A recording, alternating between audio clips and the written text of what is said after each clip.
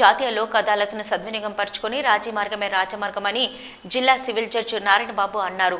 జయశంకర్ భూపాలపల్లి జిల్లా కేంద్రంలోని జిల్లా న్యాయ సముదాయంలో ఏర్పాటు చేసిన లోక్ అదాలత్లో పాల్గొన్నారు. ఈ సందర్భంగా మాట్లాడుతూ కోర్టులో పెండింగ్లో ఉన్నటువంటి కేసులను ఇరు వర్గాల వారు రాజీపడి తమ కేసులను కొట్టివేయించుకోవాలని సూచించారు.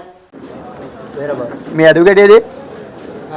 మీ వకీల్ లాయర్ వచ్చారా? పెట్టుకోలే, కాంప్రమైజ్ అయిపోయిందా? Okay, charge congratulations. ఏ కేసు ఇంకోసారి ఒకరింట్లో ఒకరిది వెళ్ళకుండా ఇంకోసారి ఇటువంటి తప్పిదాలు ఆవేశాలకు వెళ్ళి కొట్లాడకూడదు అని చెప్పి తెలియజేస్తాం. తిట్లోకి వెళ్ళొద్దు, జాగ్రత్తగా ఉండాలి. మీరు ఇష్టపూర్వకంగా రాజీ పడుతున్నారా? బలవంతం పెట్టారు ఎవరైనా? ఇష్టమే కదా.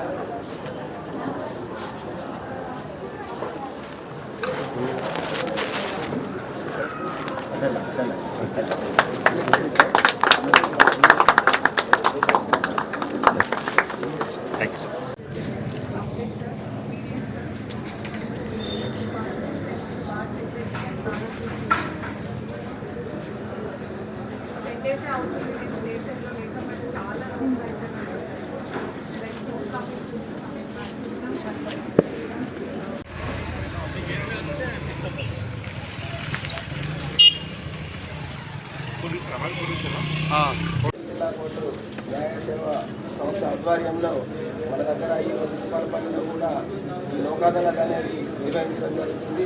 మరి ఈ లోక్ అదాలత్ ప్రారంభోత్సవ ప్రోగ్రాంకు హాజరైనటువంటి మన చైర్మన్ గారు టీడీజే నారాయణబాబు గారికి, మరి వేదిక మీద ఉన్న పెద్దలందరికీ, కక్షిదారులకు, మీడియా మిత్రులకు, పోలీసు వారికి అందరికీ పేరు పేరున న్యాయ సేవా సంస్థ భూపాలపల్లి తరఫున స్వాగతం పలుకుతున్నాను. మరి రాజీ మార్గమే రాజమార్గం అని అన్నారు. కొట్లాడుకుంటే ప్రతిసారి గొడవలో పెరగడం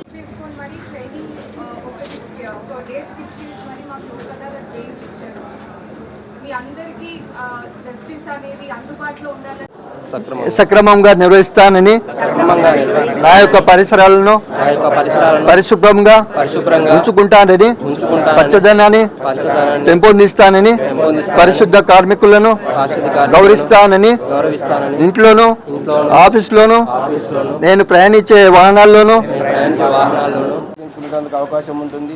మరి కాంపౌండబుల్ కేసులు అని ఉంటాయి క్రిమినల్లో. కొన్ని రకాల కాంపౌండబుల్ కేసులు కానీ, మిగిలిన గృహహింస కేసులు కానీ, ఎన్ఐఆర్టీ కేసులు కానీ, బ్యాంకు కేసులు ఏమన్నా ఉన్నా. ప్రజలందరికీ నమస్కారం. జాతీయ లోక్ అదాలత్కి వచ్చేసినటువంటి కక్షిదారులకి, పోలీసు ప్రతినిధులు, పారాలీగల్ వాలంటీర్, ఇంకా గ్రామ పెద్దలు అందరికీ కూడా నమస్కారం. ఈ నేషనల్ లోక్ అదాలత్ అనేది అంతిమ తీర్పు. లోక్ అదాలత్లో వచ్చే కేసులు ఏవైతే ఉంటాయో రాజమార్గం, ఇంకా దానికి అప్పీల్ అనేది ఉండదు, ఫైనల్ తీర్పు. ఇటువంటి కేసులు ఏవైతే కాంప్రమైజ్ అవుతారో ఈ కేసులన్నిటి కూడా కోర్టు ఫీజు, సివిల్ కేసులో కోర్టు ఫీజు పే చేసి ఉంటే అది కూడా తిరిగి చేయడం జరుగుతుంది. కాబట్టి కక్షిదారులందరూ కూడా లోక్ అదాలత్ సద్వినియోగం చేసుకోవాలని చెప్పి కోరుకుంటున్నాం. నేషనల్ లోక్ అదాలత్ సమావేశానికి వేదికపైనటువంటి పెద్దలు, మన జిల్లా జడ్జి గారికి, సబ్ జడ్జి గారికి, అదేవిధంగా ఉన్నటువంటి మేజిస్ట్రేట్లకు, బార్ అసోసియేషన్ సెక్రటరీ గారికి, ఇక్కడ వచ్చినటువంటి న్యాయవాదులకు, కక్షిదారులకు, మా పోలీస్ ఆఫీసర్లకు, ఇక్కడ ఉన్నటువంటి కోర్టు సిబ్బందికి అందరికీ నా యొక్క నమస్కారాలు. మనం వాస్తవంగా ఇంతకుముందు సార్లు చెప్పినట్టు క్షణికావేశంలో చేసుకున్నటువంటి దానికి ఒక మంచి అవకాశం. మనం కోర్టు బోనెక్కిన తర్వాత ప్రమాణం చేసి అంతా నిజమే చెప్తానని అబద్ధం చెప్పి కాంప్రమైజ్ అయ్యేదానికంటే ఈ లోక్ అదాలత్లో మంచి అవకాశం. ఇంతకుముందు సార్ చెప్పినట్టు ఏదైనా ఒక ఆటలో ఎవరన్నొక్కరు విజయం సాధిస్తారు, కానీ రాజీ పడితే ఇద్దరు విజయం సాధిస్తారు.